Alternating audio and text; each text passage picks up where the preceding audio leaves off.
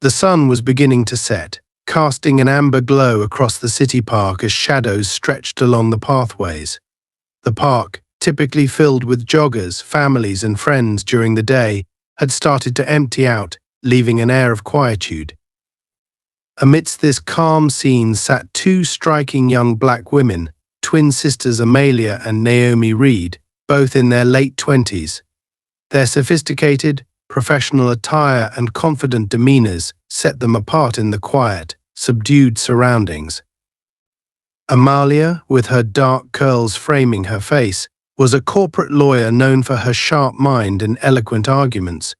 Her sister, Naomi, worked as a data analyst for a tech firm, praised for her analytical brilliance and meticulous attention to detail. They were successful, driven, and accustomed to working hard for every achievement. Sitting side by side on a park bench, they were engrossed in conversation about recent projects and the ups and downs of their demanding careers.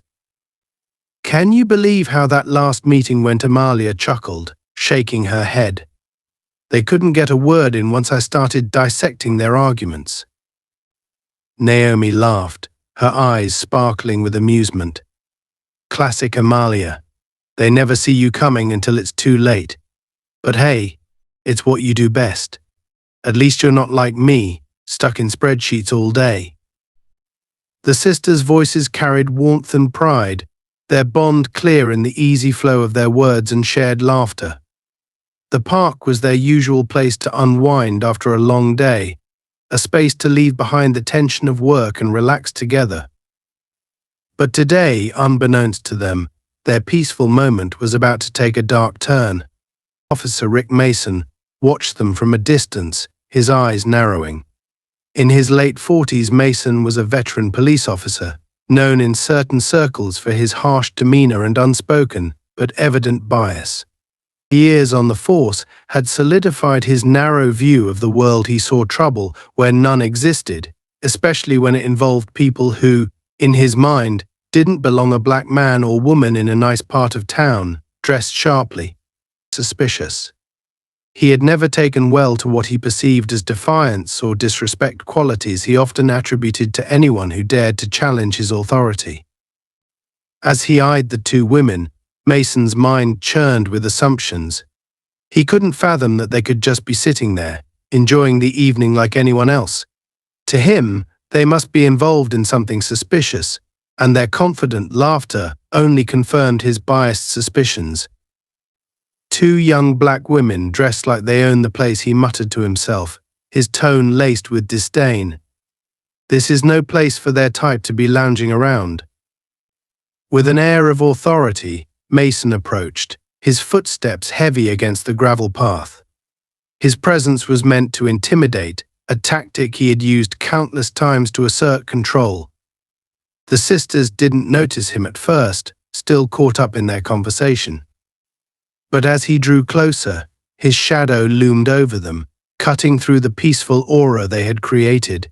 "Evening, ladies," he said, his tone flat and unfriendly. Amalia and Naomi looked up, momentarily taken aback. The way he said "ladies" sounded more like an accusation than a greeting. His gaze was steely, his eyes flickering over their clothes, their confident postures, and then returning to meet their eyes with a challenging intensity. "Is there something we can help you with?" Officer Amelia asked, her tone polite but guarded. Years in the legal field had taught her to read people quickly, and she could sense the tension radiating from Mason. She kept her tone neutral, but she felt a familiar knot of discomfort building in her chest. Mason's expression hardened as he took a step closer. "I could ask you the same thing," he replied curtly, ignoring her question. His eyes were piercing, scanning their faces as if searching for any hint of defiance. "What are you doing here?" "Is seeing." Naomi, feeling her own tension rising, responded calmly, "We're just enjoying the evening, officer. It's been a long day at work, and we're taking a moment to relax." She didn't want to provoke him, but there was a firmness in her voice, a quiet assertion of her right to be where she was. Mason didn't like her tone. To him, it felt too sure, too comfortable, as if they didn't understand that he held the authority here. His jaw tightened, and his gaze grew colder. "Just taking a moment to relax, Hugh," he repeated, his voice thick with suspicion. "Funny, you two don't exactly look like you're just here to relax." The sisters exchanged a quick glance, both now on high alert. This wasn't a routine encounter. They'd been through enough in life to recognize when a situation was heading down a dangerous path. But they weren't about to let themselves be intimidated. Amalia, her voice controlled and steady, said, "Officer, if we're doing something that concerns you, please let us know. Otherwise, we'd prefer to continue our evening in peace." Mason's eyes flashed with irritation at her confident tone. "You know," he said slowly, with an edge to his voice, "I don't like the way you're talking to me." He took a deliberate step closer, his stance widening as he looked down at them. "People like you need to show some respect when speaking to an officer." The implication in his words was as clear as day, and it hit both women like a slap. "People like you." Those words hung in the air, laden with the weight of years of unspoken prejudice and countless moments where they had encountered this same sentiment cloaked in polite words or suspicious glances. But here, Mason was barely bothering to hide it. Naomi's heart was pounding now, but she maintained a composed exterior. "We're being respectful, officer," she replied carefully, choosing her words with precision. "We've done nothing wrong. We're simply sitting in a public park."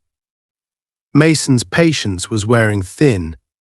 He hadn't expected them to respond with such confidence.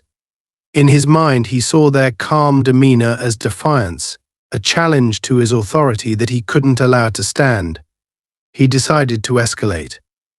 "I'm going to need you both to stand up," he ordered, his voice harsher now. "Let's see some identification." Amalia and Naomi hesitated, feeling the unfairness of the situation intensify.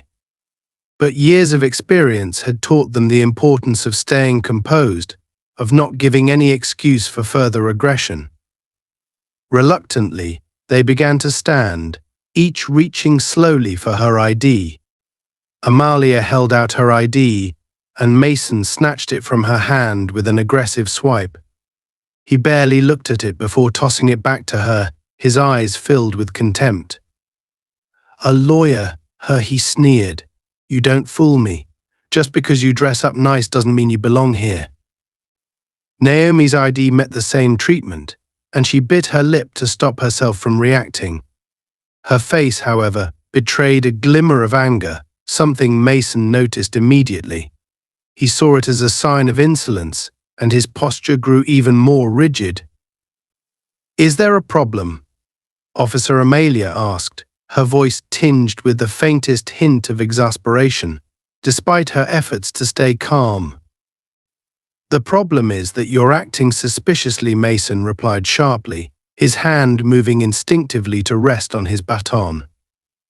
The subtle shift in his posture did not go unnoticed by the sisters, and a sense of danger prickled down their spines. Amalia took a deep breath, steadying herself. She glanced at Naomi, who gave her a small nod of support. They were in this together, no matter what happened next. Mason's glare intensified as he loomed over Amalia and Naomi, his posture rigid with authority and hostility. He couldn't shake the feeling that these two were challenging him, undermining his position by refusing to show the fear he expected. In his mind, they were defying his authority, daring him to take things further. And he wasn't about to let them walk away with what he perceived as smug defiance. "Let's make one thing clear," Mason said, his tone dripping with contempt. "This isn't the kind of neighborhood where you can just hang around and do as you please. People here expect a certain standard. So if you have nothing to hide, you won't mind me asking a few questions." Naomi, feeling the frustration rise within her, kept her voice as controlled as she could manage. "We're just here after work, officer. There's no need for hostility. We've shown you our IDs and explained ourselves. But Mason's eyes narrowed, his suspicion deepening. To him, their calmness was a facade, a cover for something darker. It was an infuriating puzzle he was determined to solve or break. People like you think you can just blend in anywhere. He muttered under his breath, barely audible but enough for the sisters to catch the edge of disdain in his voice. Naomi clenched her jaw, a spark of anger flashing in her eyes. "Excuse me," she said, unable to hide the irritation that slipped into her tone. Mason seized on that instantly. "Oh, so now you're getting an attitude with me," he sneered, his gaze sharpening like a predator's. "That's exactly what I'd expect. You think you're above the law just because you have a nice job, huh?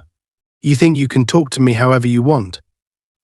Amalia put a hand on her sister's arm, a silent reminder to keep calm, but the anger bubbling inside her was hard to suppress. Years of dealing with microaggressions, subtle biases and outright discrimination had taught them both to be strong. But this was different. The man in front of them wasn't just another rude passerby or judgmental stranger, he was a police officer, armed and radiating malice. Officer Amalia said, striving for a measured tone, "We're not trying to disrespect you. We're simply here to relax after a long day. If you believe we've done something wrong, please explain it to us." Mason's lip curled in a derisive sneer. "You want an explanation?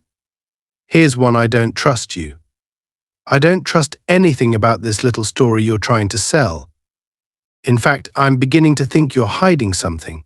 So here's what's going to happen. You're both going to stand over there by that tree, away from each other, while I search your belongings." Naomi's heart skipped a beat, and she exchanged a glance with Amalia. "Search our belongings," she echoed, trying to keep her voice steady. "We've done nothing to warrant that. You have no right." "Oh, I have every right," Mason shot back, his hand shifting toward the baton at his waist. "You're acting suspiciously, and I don't need your permission to make sure you're not up to something illegal. So, are you going to cooperate, or am I going to have to make you?" Amalia's voice grew firmer. "Officer, we know our rights. We haven't given you any reason to suspect us. This isn't right." That was it, the line that Mason had been waiting for. In his mind, their assertion of their rights was nothing more than insolence. His face twisted in anger, and he stepped even closer, towering over Amalia in an attempt to intimidate her. "Oh, so you think you know the law better than me, huh? Think you're some kind of legal expert?" Amalia met his gaze, refusing to back down. "Actually, I am. I'm a corporate attorney and I'm aware of what you're allowed to do and what you're not." The words seemed to strike a nerve. Mason's face flushed, his eyes flashing with a dangerous light. "A lawyer," he spat. "Well, isn't that convenient? Too bad your fancy job doesn't mean a thing out here. You might be used to people listening to you, but right now, you're just another citizen, and you'll do as I say." The tension between them was thick, almost tangible. Naomi felt a surge of panic rise within her. She could see where this was heading, and it terrified her. Mason was clearly not interested in reason. He wanted control, submission. Her mind raced with options, but every possible reaction seemed to lead them further into danger. Naomi took a step back, her eyes darting around, hoping someone might be nearby who could witness what was happening. But the park had grown quiet, and no one else was in sight. They were alone with a man who held both the authority and the intent to abuse it. Mason's patience had run out. "Enough of this," he snarled. Without warning, he grabbed Amalia's wrist in a painful grip, yanking her forward. She stumbled, a gasp of pain escaping her lips as his fingers dug into her skin. "Hey," Naomi cried out, stepping forward instinctively to defend her sister. "Let her go. You have no right to do this." Mason's gaze snapped to Naomi, his grip on Amalia tightening. as if to emphasize his dominance. "Back off," he barked, his tone cold and threatening. "Unless you want to join her." Naomi's hands clenched into fists, every fiber of her being screaming to fight back, but the sight of his hand moving toward his baton stopped her. The cold, hard reality of the situation settled in her mind. This wasn't a game. Mason was fully prepared to escalate, and there was no telling how far he would go. Amalia, feeling the sting of tears welling in her eyes, tried to remain composed. She knew they couldn't give him an excuse to get violent, no matter how unjust this was. Her voice wavered slightly as she spoke, the pain evident. "You're hurting me, officer." Mason sneered, his grip not loosening in the slightest. "You think this is hurting? Maybe you'll start respecting authority if I show you what real pain feels like." Naomi's heart raced as she watched her sister struggle in Mason's grasp. She felt a wave of helplessness, a feeling she had fought against her whole life, but it was different now. It was raw and terrifying. She realized there was no way out of this situation unless someone intervened, but they were utterly alone. In a desperate move, Naomi took a deep breath, her voice steady but pleading. "Please, Officer Mason, we're not trying to cause trouble. Just let her go. We'll leave." But Mason wasn't listening. The power trip, the sense of control he felt, was like fuel to his fire. He wasn't going to let them off so easily, not after what he perceived as their disrespect. "Oh, now you want to leave?" he taunted, his voice mocking. "Not so tough anymore, huh?" Amalia, through clenched teeth, looked Mason in the eye. "You're crossing a line, officer. This is harassment." "Harassment," he scoffed. "You don't even know the meaning of the word." At that moment, Naomi remembered the tracking app she and her father had set up. It was meant for emergencies, a way for him to locate them if they were ever in danger. Her fingers trembled as she reached for her phone, carefully trying to avoid drawing Mason's attention. In a swift motion, she activated the alert, sending their location to their father, Dr. Samuel Reed. She prayed he would see it in time, that he was close enough to help them before things got worse. Meanwhile, Mason continued to tighten his grip on Amalia, a cruel smile playing on his lips as he watched her wince. "Guess your lawyer skills aren't helping you now, are they?" he jeered. Amalia's jaw tightened. Despite the pain, she held his gaze defiantly, refusing to let him see the fear she felt. "This isn't over," she said, her voice steady despite everything. "Oh, I think it is," Mason replied coldly. "Unless you want to end up in cuffs, I suggest you keep your mouth shut." Naomi's mind was racing, her heart pounding as she waited for any sign of their father.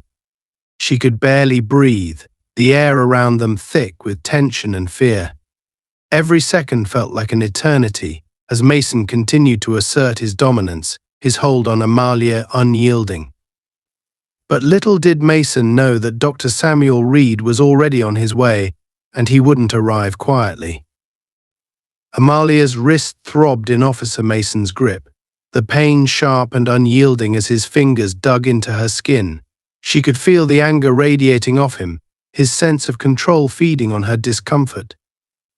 Naomi stood nearby, torn between her instinct to protect her sister and the realization that one wrong move could make everything even worse. The park was eerily quiet, the orange glow of the setting sun casting long shadows that only amplified the tension. "Let her go," Naomi said firmly, her voice carrying a barely suppressed edge of desperation.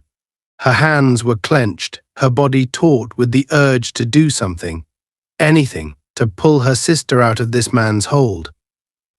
Mason glanced at her with a smirk, enjoying the fear and anger on her face. He tightened his grip on Amalia, who winced but met his gaze with fierce defiance. "Let her go," he repeated mockingly. "Do you think you're in a position to give me orders, little girl?" Naomi's face flushed with indignation, but she forced herself to keep her tone controlled. We've done nothing wrong. You're the one crossing the line here. Mason's eyes darkened, his grip on Amalia shifting as he twisted her arm slightly, drawing another gasp of pain from her. Is that so? He said, his voice dripping with contempt. Funny, because from where I'm standing, you're the ones causing trouble. Amalia, despite the pain, managed to speak through gritted teeth.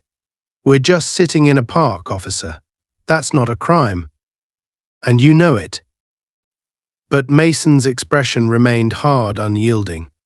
You think you're some kind of hotshot, don't you? Just because you throw around your fancy job title, you think you can tell me what's right and wrong. He looked down at her with a twisted smile. I don't think so. Naomi took a cautious step forward, hands raised in a placating gesture. Look, we don't want any trouble. Just let her go and we'll leave, okay? Mason's face twisted in anger. He didn't want them to leave. He wanted to teach them a lesson, to make sure they understood who was in control here. The audacity of these women to challenge him, to refuse to submit, was something he couldn't stand. He'd dealt with people like them before, people who thought they were better than him because of their education or their jobs, and he wasn't going to let them walk away without making them pay for their insolence. You're not going anywhere, he growled, tightening his grip even more. Amalia's face contorted in pain, but she didn't give him the satisfaction of crying out. Instead, she fixed him with a glare that only seemed to deepen his anger. Naomi felt her breath catch in her throat. She could see the raw aggression in Mason's eyes, the way he seemed to revel in the power he held over them. She had always believed that being calm and composed would keep her safe in situations like this. But now, faced with someone who seemed determined to hurt them, she realized just how powerless they were. A sudden buzzing in her pocket jolted her from her thoughts. It was her phone, vibrating with a message alert. Without thinking, she glanced down and saw a message from their father on my way. Stay calm. Relief flooded her chest, but she knew they weren't safe yet. Their father, Dr. Samuel Reed, was a respected neurosurgeon, known for his calm demeanor and unwavering sense of justice. He had raised them to be strong, to stand up for themselves, and now he was coming to protect them. But would he make it in time? Mason noticed her momentary distraction and sneered. What? You got someone coming to save you? His tone was dripping with sarcasm. Let me guess, Daddy's gonna come and bail you out, huh? That's how it always goes, isn't it? Naomi bit back a retort, not wanting to provoke him further. She glanced at Amalia, who was still locked in Mason's grip, her face pale but defiant. They didn't need anyone to bail them out, they hadn't done anything wrong. But Mason didn't care about right or wrong. He only cared about asserting his power, about making them submit. Amalia's voice was steady as she looked up at Mason, refusing to back down. You're abusing your authority, officer, and when my father arrives, he'll see to it that you answer for this. Mason laughed, the sound harsh and cold. Your father, huh? Let me guess, some rich guy who thinks he's above the law. I don't care who he is. You're on my turf now, and I'm the law here. Naomi's heart was pounding, each second feeling like an eternity. She wanted to scream, to tear her sister free from this man's grip, but she knew that would only escalate things further. She had to keep calm. They both did. Ken. Amalia drew in a deep breath, trying to ignore the pain in her wrist. You're making a mistake, she said, her voice as steady as she could manage. You're not going to get away with this. Oh, really? Mason sneered, his grip tightening again. And who's going to stop me? You. Naomi's voice was barely a whisper, her fear and anger intertwining in a way that made her voice tremble. He will. A flicker of confusion crossed Mason's face just as a figure emerged from the shadows, striding toward them with a calm yet determined pace.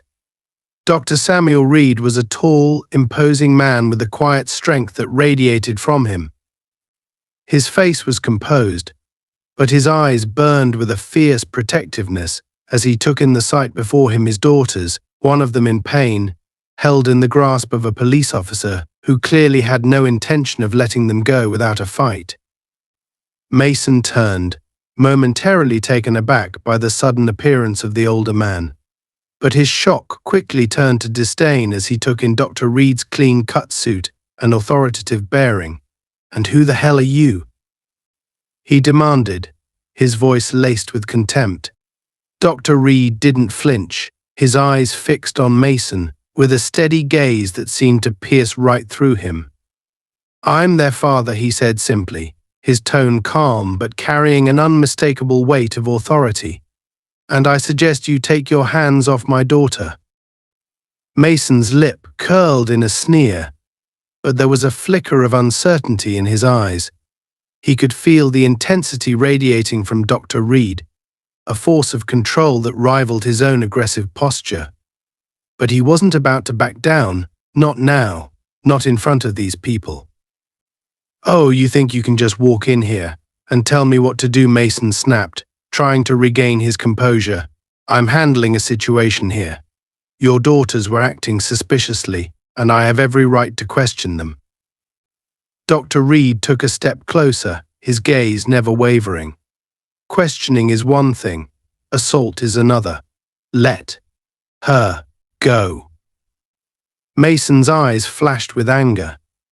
He didn't like the way this man was speaking to him, the calm authority that seemed to undermine his own power. He tightened his grip on Amalia, as if to prove a point. "Listen here, old man. I don't care who you think you are. Your daughters need to learn some respect for the law." Dr. Reed's jaw tightened, a flash of anger crossing his face, but he kept his voice measured. "Respect is earned, officer, and from what I'm seeing, you haven't earned it. Now, if you don't release her immediately, you'll find yourself facing consequences you're not prepared for." The threat was subtle, but it hit Mason like a punch. His grip on Amalia's wrist faltered slightly, and for a moment it looked like he might relent. But his pride, his rage, and his deep-seated prejudice wouldn't allow him to back down. Not now. Not in front of this man and his defiant daughters. "Oh, I'll show you consequences," Mason hissed, finally letting go of Amalia, only to reach for his baton. "You think you can come here and intimidate me? You're just another arrogant." Before he could finish, Dr. Reed moved, his hand flashing out with a speed that took Mason by surprise. He didn't strike him, he didn't need to. He simply placed a firm hand on Mason's wrist, stopping him mid-motion. The pressure was subtle but unyielding, and Mason froze, momentarily caught off guard by the unexpected strength in Dr. Reed's grip. The two men locked eyes, the tension between them thick and electric. Officer Dr. Reed said quietly, his voice a low, dangerous murmur, "This ends now. You've already crossed the line, and I assure you there will be consequences for your actions tonight." Mason's face twisted in fury, but he couldn't break free from Dr. Reed's grip. The humiliation, the loss of control, burned inside him, fueling his anger to a breaking point. With a snarl, he wrenched his arm free, stumbling backward as he did so. But in his haste, he lost his balance, his foot catching on the edge of the sidewalk. Time seemed to slow as Mason's eyes widened in shock, his arms flailing as he tumbled backward, his head striking the edge of a nearby metal bench with a sickening thud. Amalia and Naomi gasped, instinctively reaching out, but it was too late. Mason lay sprawled on the ground, unconscious, his body eerily still. Dr. Reed knelt beside him, checking for a pulse, his expression unreadable. He looked up at his daughters, his voice steady but laced with urgency. "Call an ambulance. Now." Naomi, hands trembling, fumbled for her phone and dialed. As they waited, Dr. Reed remained by Mason's side, his face a mask of calm professionalism, but in his eyes there was a flicker of something deeper, a quiet, righteous fury. He had done what he needed to protect his daughters, and whatever consequences followed, he was ready to face them. The park was shrouded in an uneasy silence, broken only by the distant chirping of birds and the labored breathing of Amalia and Naomi. Both sisters stood frozen, staring down at Officer Mason's still form sprawled across the ground. His head lay awkwardly against the edge of the metal bench, and a thin trickle of blood ran from a gash at his temple.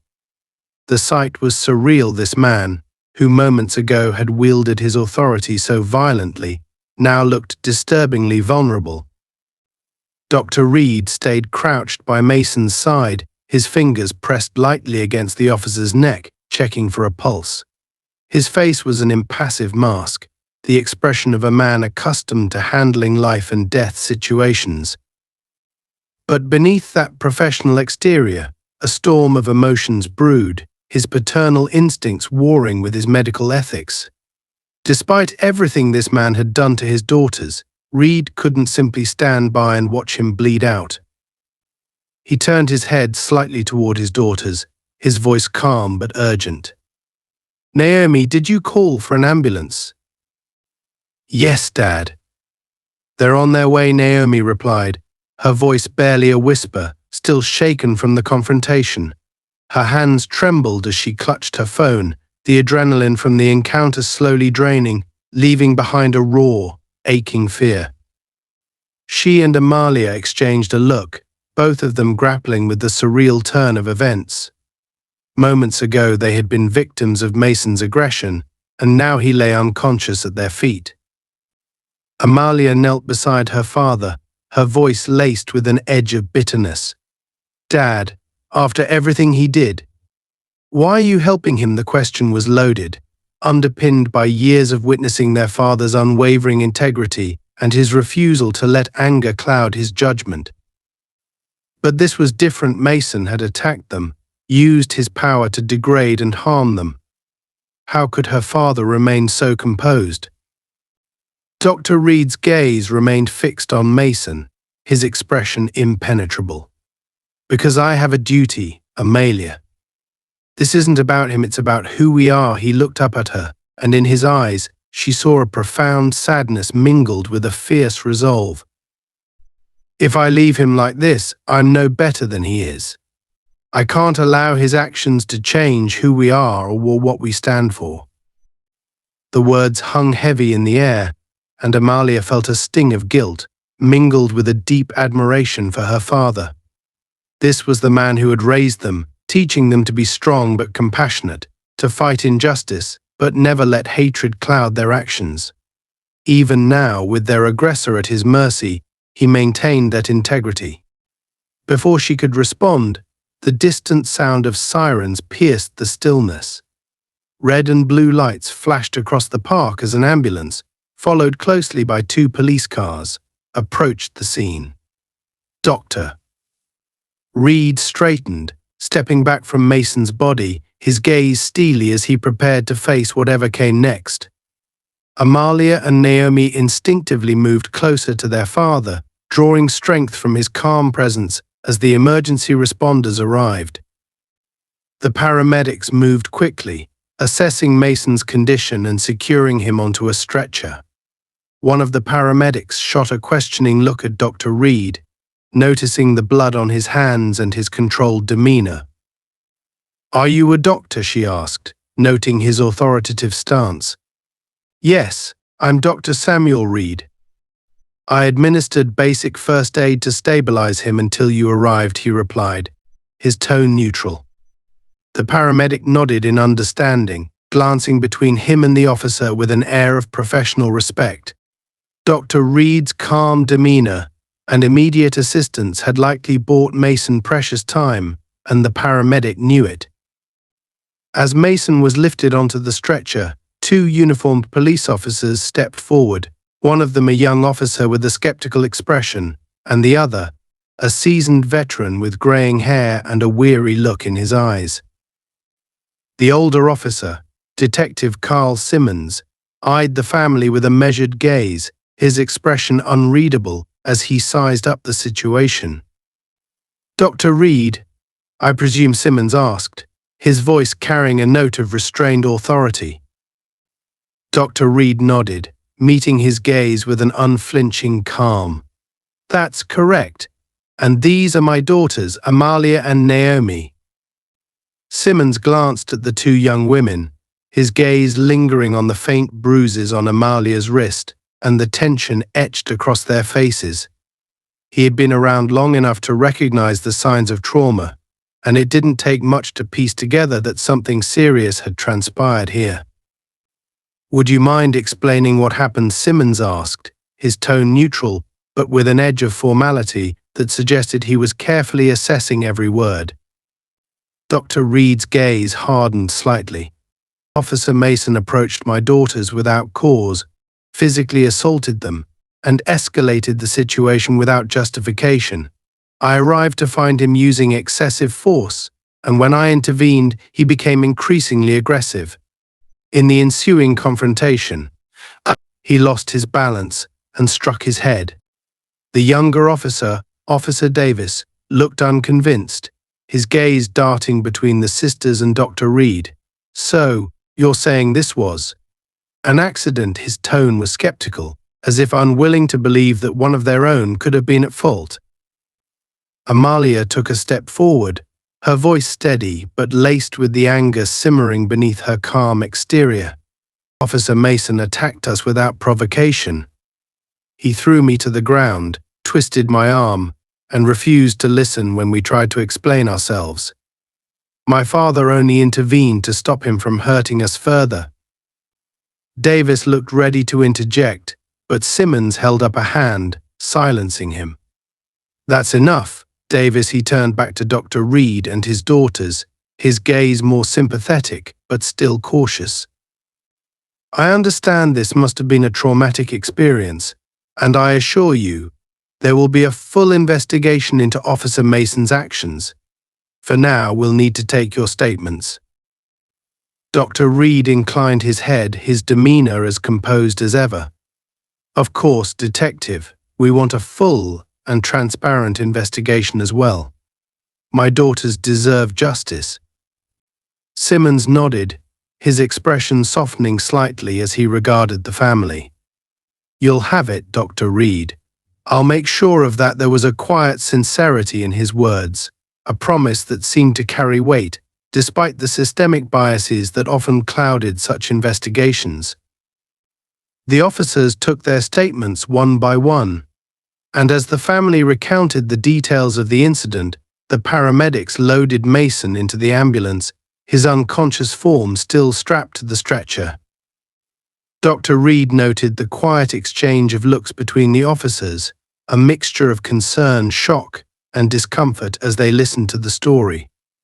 It was clear that Mason's behavior was not a surprise to some of them, though none would admit it openly. As the ambulance doors closed and the vehicle sped away, Detective Simmons lingered, his gaze thoughtful as he regarded Dr. Reed. "If I may say, Dr. Reed, your actions here likely saved Mason's life. Not everyone would have done the same." Dr. Reed's expression remained impassive, though his voice carried a quiet weight. "It wasn't about him, Detective. It was about doing what's right." Simmons nodded, a flicker of respect in his eyes. "Understood. We'll be in touch with any updates on the investigation." With a final nod, Simmons turned and left, Officer Davis following reluctantly. As they watched the police cars pull away, a weight seemed to lift from the air, though the tension remained. Amalia and Naomi exchanged a glance, their expressions mirroring the unspoken emotions simmering beneath the surface: relief, exhaustion, and an underlying sense of injustice. Dr. Reed turned to his daughters, his gaze softening as he took in their tired faces. "Are you both all right?" he asked, his voice filled with a mixture of concern and fatherly protectiveness. Amalia managed a faint smile, though her voice was thick with emotion. "I think we'll be okay, Dad. Thanks to you." Naomi nodded, her eyes brimming with gratitude and a hint of lingering fear. "We didn't know if anyone would believe us. But you were here. You always are." Dr. Reed placed a comforting hand on each of their shoulders, his expression filled with a fierce protectiveness. "No one hurts my family and gets away with it. This isn't over, and I won't stop until justice is served." They stood in silence for a moment, letting the weight of the night's events settle. Though they had survived the ordeal, they knew this was just the beginning. The investigation would likely bring challenges, and there was no guarantee that Mason's actions would be fully exposed. But with their father by their side, they felt a renewed strength and determination. As they made their way out of the park, a sense of resolve filled each of them.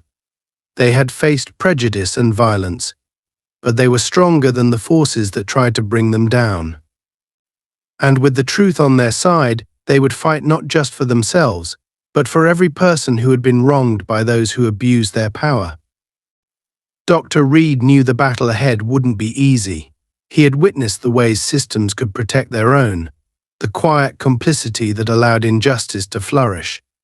But he also knew that truth was a powerful weapon, one he was prepared to wield with unyielding precision.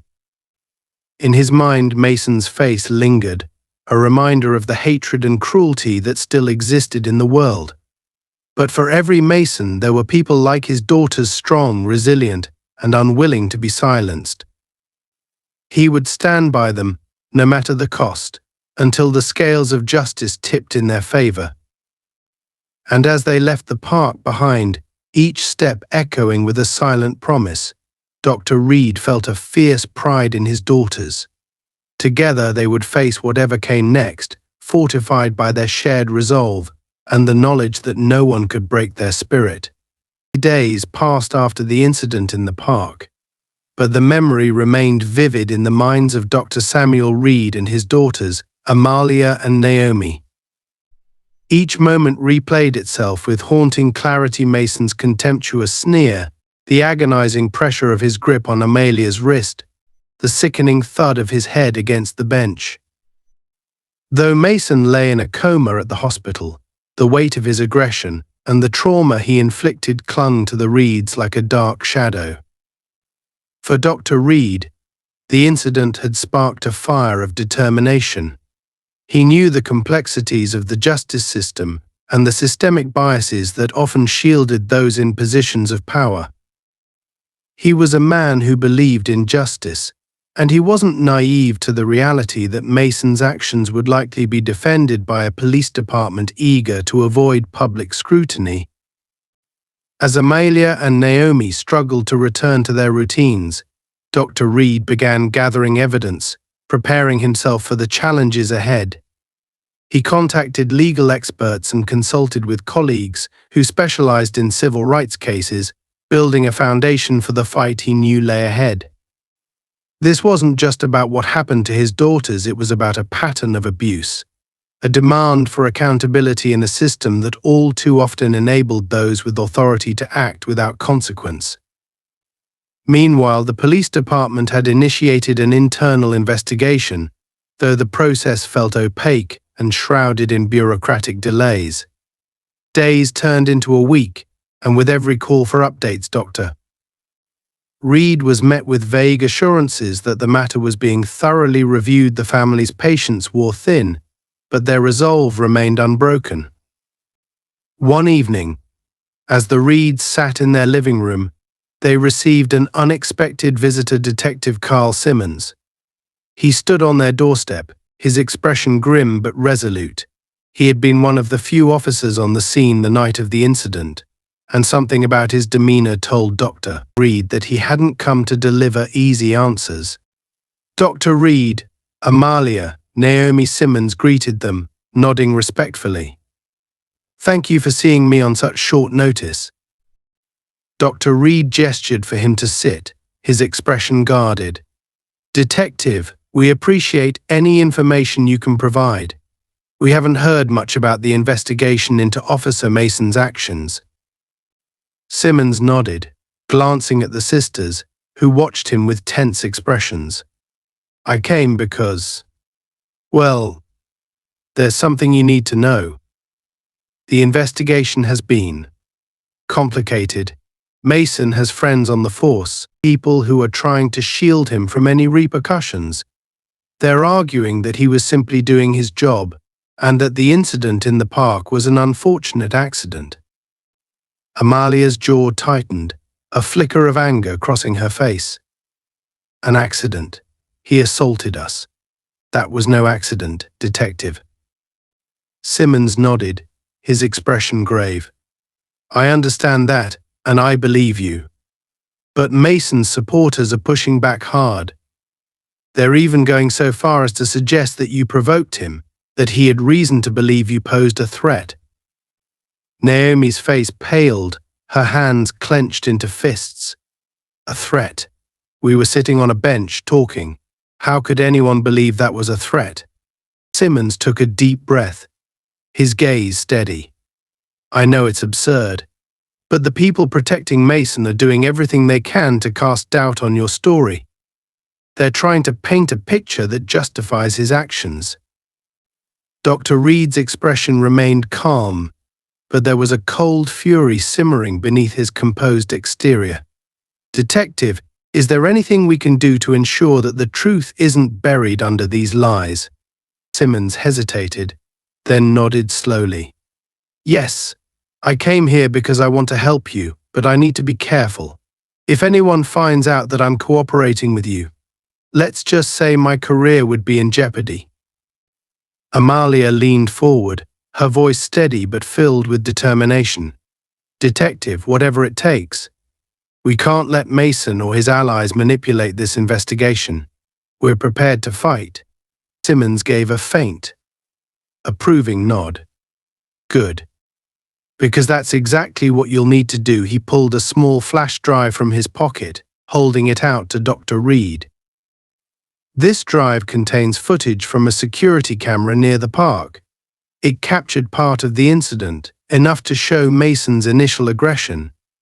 It's not the entire picture, but it's a piece of evidence that contradicts his defender's narrative. Dr. Reed accepted the drive, his expression grave. Thank you, Detective. This means more than you know. Simmons stood, his face shadowed with a sense of weariness and purpose. Just be careful. Mason's allies are powerful, and they won't hesitate to push back. But if you're committed to seeing this through, you have my support quietly, of course. As Simmons left, the Reeds exchanged glances, each of them feeling a renewed sense of determination. They knew the journey ahead would be fraught with challenges, but with this evidence, they had a fighting chance.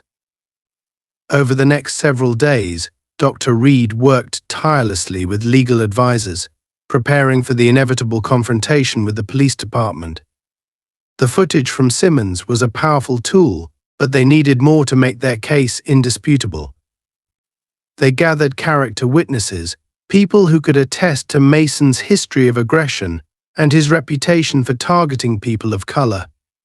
Each piece of evidence strengthened their resolve, transforming their fear into a relentless pursuit of justice. Then, a summons arrived.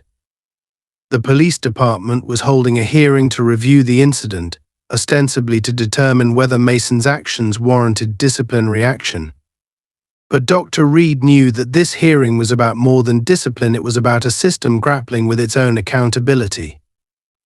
The day of the hearing, Dr. Reed and his daughters arrived at the courthouse, their expressions stoic but determined. As they entered the room, they could feel the weight of the stares from officers, officials, and other attendees who had gathered to witness the proceedings. There was a charged atmosphere in the air, an unspoken tension that spoke to the stakes of what was about to unfold. At the front of the room sat the police commissioner, an older man with a stern face who exuded authority. To his left was a panel of department heads and legal representatives, each of them casting appraising glances at the Reeds as they took their seats. The commissioner cleared his throat, his voice echoing through the room. We are here today to review the conduct of Officer Rick Mason in the incident that took place at Greenway Park. We will hear statements from Dr. Samuel Reed and his daughters, as well as evidence presented by the department. Our goal is to determine whether Officer Mason's actions were in line with protocol. Amalia glanced at her father, who gave her a reassuring nod. She took a deep breath, steeling herself as the commissioner gestured for her to speak. She stood, her posture tall and confident, as she addressed the room. "My name is Amalia Reed," she began, her voice unwavering. "My sister and I were sitting in the park, minding our own business, when Officer Mason approached us without cause. He harassed us, used physical force without justification, and refused to listen when we attempted to explain ourselves. His actions were aggressive, unwarranted, and a clear abuse of his authority."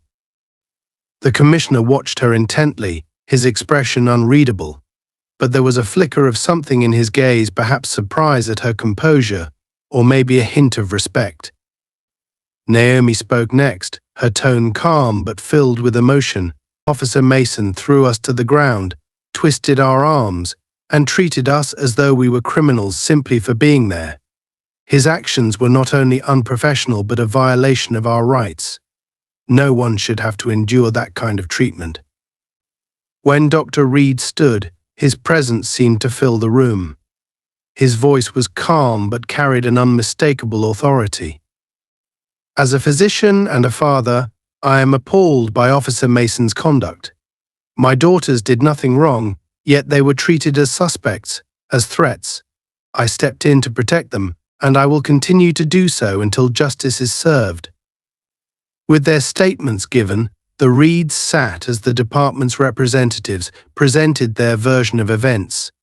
They downplayed Mason's aggression, painting a picture of a misunderstanding, an officer who was merely doing his duty in responding to suspicious behavior. It was clear that they hoped to downplay the incident, to protect Mason and their department from the scrutiny of accountability. But then, the footage from Detective Simmons was played. The grainy video showed Mason's approach, his aggressive stance, and the moment he grabbed Amalia's wrist. The room fell silent as the panel watched, their expressions shifting as the undeniable reality of Mason's actions became clear. When the video ended, the commissioner looked down, his face unreadable as he sifted through his notes. After a long pause, he finally spoke. "This footage is troubling, to say the least. Officer Mason's actions were clearly excessive and raised questions about his conduct." A murmur rippled through the room, and Dr. Reed felt a glimmer of hope. But he knew that words could be hollow, that change required more than acknowledgement. The commissioner continued, his tone grave. "This incident has brought to light concerns about the way certain officers exercise their authority. While we cannot change what happened, we can and must ensure that accountability is upheld." With a final nod to the Reeds, he adjourned the hearing, promising a thorough investigation and disciplinary action against Mason. As the family exited the courthouse, a sense of relief mingled with the weight of what they had endured. They knew the fight wasn't over, that systemic change would require continued vigilance. But they had taken a stand, had forced a reckoning with the truth. And in that, they found a sense of victory, a quiet triumph against the forces that had sought to silence them. In the days that followed, Dr. Reed and his daughters would become voices for change, their story sparking conversations and pushing for reform. They had faced a darkness, but in their resilience they had found light. And with each step forward, they carried with them the knowledge that justice was not a gift, but a hard-won victory, one they would continue to fight for, together. Several weeks after the hearing, the tension surrounding the Reeds case had only grown. Rumors swirled within the police department, and whispers spread through the community about Officer Mason and the fallout from his actions. Public interest was piqued, with local advocacy groups and community leaders demanding transparency. The Reeds, while maintaining a quiet dignity, continued to push for justice, unwilling to let the system sidestep its accountability. Finally, the day came when Dr. Reed and his daughters were summoned to a closed-door session at the police department. There, the police commissioner and a panel of officials would review their findings and announce the department's decision regarding Officer Mason's future. Though they had braced themselves for this moment, the weight of anticipation felt almost unbearable. As they walked into the meeting room, Dr. Reed's calm demeanor belied the storm of emotions within him. Amalia and Naomi walked close by, their expressions steeled but betraying a flicker of anxiety. The room was stark, with cold fluorescent lights casting a harsh glow over the faces of the assembled officials. Detective Carl Simmons was there as well, seated on the sidelines with a faint nod of acknowledgement toward the family. He had risked his position by helping them, and his presence now served as a quiet show of solidarity. The police commissioner, seated at the head of the table, gestured for the Reeds to sit. His face was impassive, his gaze sharp as he surveyed the family. After a tense silence, he cleared his throat, folding his hands in front of him. "Thank you all for being here," he began, his tone measured. "Today we're here to address the findings of our internal investigation into Officer Mason's actions. This has been a complex case, and we've thoroughly reviewed the evidence, including the footage and testimonies provided." Dr. Reed sat back, his expression impassive as he waited for the commissioner to continue. He could sense the careful wording, the guarded phrasing that often preceded an attempt to minimize responsibility. He knew too well how easily systems could manipulate the truth, and he braced himself. The commissioner took a deep breath, his eyes scanning the room. "After reviewing all available evidence, we have concluded that Officer Mason's actions were excessive. His conduct on the day in question was unbecoming of an officer and did not align with our standards of professionalism." Amalia exchanged a glance with her father, her expression tense. This admission was significant, but she could sense the commissioner's hesitation, the reluctance that hinted at a carefully controlled outcome. However, the commissioner continued, his voice hardening slightly, "It's our judgment that while Officer Mason's behavior warrants disciplinary action, we cannot definitively state that he intended harm. The department has decided to suspend Officer Mason without pay, pending further review and counseling sessions to address his approach to handling civilians." A heavy silence filled the room. Dr. Reed's jaw tightened, his calm facade cracking just enough to reveal the simmering anger beneath. A suspension? Counseling sessions? This was supposed to be justice? Amalia's voice cut through the silence, cold and steady. "So that's it? He gets a slap on the wrist, some counseling, and we're expected to believe that justice has been served." The commissioner shifted uncomfortably, his gaze hardening. "Ms. Reed, I understand this may not feel sufficient. However, our primary responsibility is to ensure that our officers are given the opportunity to address their actions constructively. We are committed to reform within the department, and that includes supporting officers who may have misinterpreted protocol." Naomi's face flushed with anger.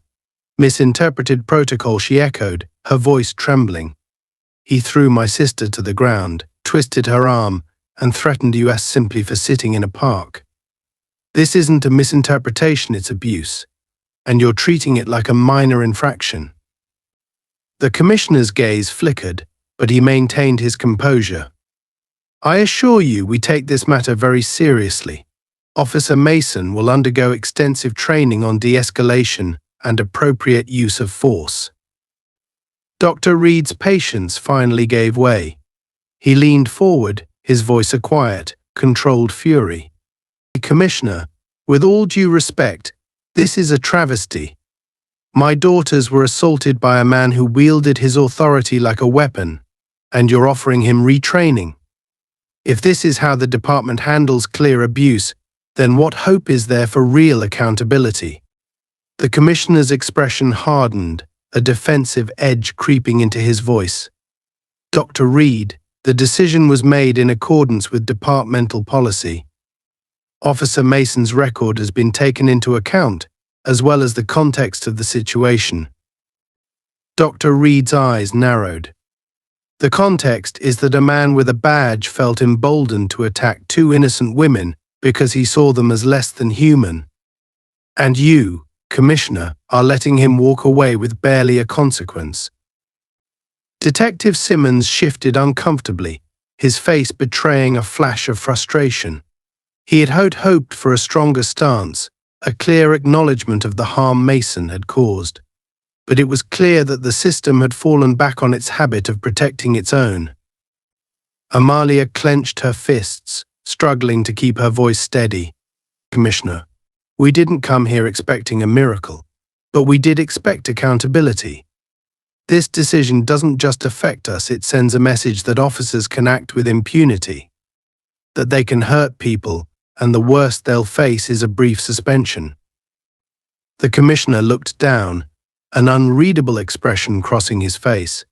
We're implementing additional anti-bias training within the department, and we're reviewing our protocols.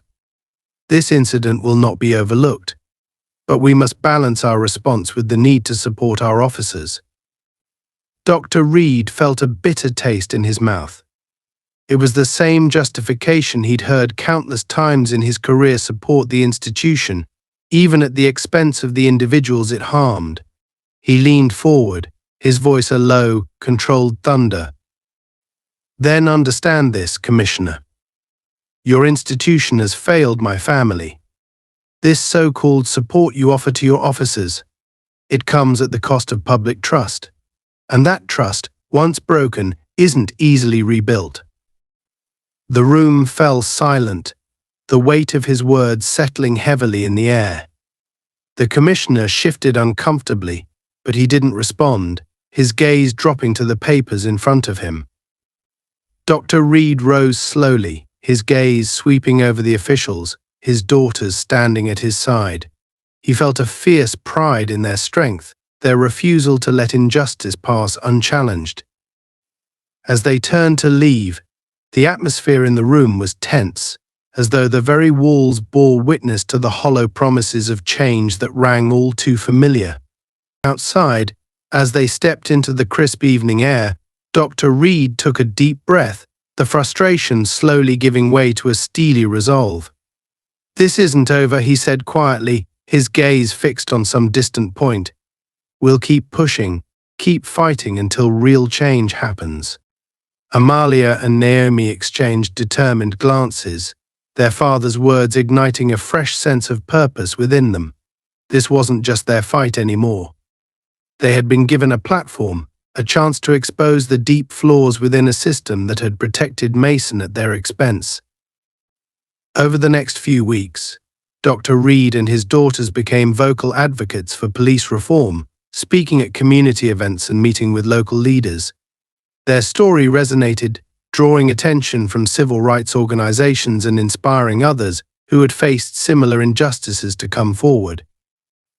They knew that change wouldn't come easily, that the road ahead would be long and fraught with challenges, but they were ready. The final chapter of Officer Mason's story unfolded quietly. His brief suspension ended, and he returned to duty under the watchful eyes of a community that no longer trusted him. He was a changed man, not from remorse but from the realization that he could no longer act without consequence. The Reed's voices had made sure of that. As Dr. Reed and his daughters stood at the forefront of a growing movement, they felt a profound sense of purpose. They had faced the darkness of prejudice and abuse, but they had emerged stronger, their voices echoing with a power they hadn't known they possessed. Together, they had turned a moment of injustice into a catalyst for change, and they would not rest until the system that had failed them was transformed. The journey was far from over, but with each step, they carried with them the unshakable conviction that justice, though elusive, was worth fighting for themselves, and for everyone who had been wronged by a world that too often chose silence over accountability. Months had passed since the incident with Officer Mason, yet the Reeds' lives remained indelibly changed. Their battle had taken a toll, but it had also brought them closer together, giving them a renewed sense of purpose. Dr. Reed, Amalia, and Naomi had become symbols in their community, not just of resilience but of the enduring fight for justice in the face of systemic prejudice. The campaign for reform, ignited by their story, had gained momentum. Dr. Reed was now a regular speaker at community forums, sharing his family's experience to raise awareness about police accountability. Amalia and Naomi, once focused solely on their respective careers, had channeled their energy into advocating for civil rights, partnering with organizations dedicated to eliminating bias in law enforcement. Together, they worked to ensure that no one else would have to endure the abuse they had suffered. Their efforts had made a tangible impact. Public pressure, fueled by their story, had led the police department to announce a review of its internal policies. Anti-bias training was implemented, and the department agreed to a program for community oversight, allowing civilians to participate in investigations involving use of force by officers. It was a small step, but for the Reeds, it represented a hard-won victory. One evening, Dr. Reed and his daughters revisited the park where their ordeal had begun. The memory of that night lingered, but today the park felt different.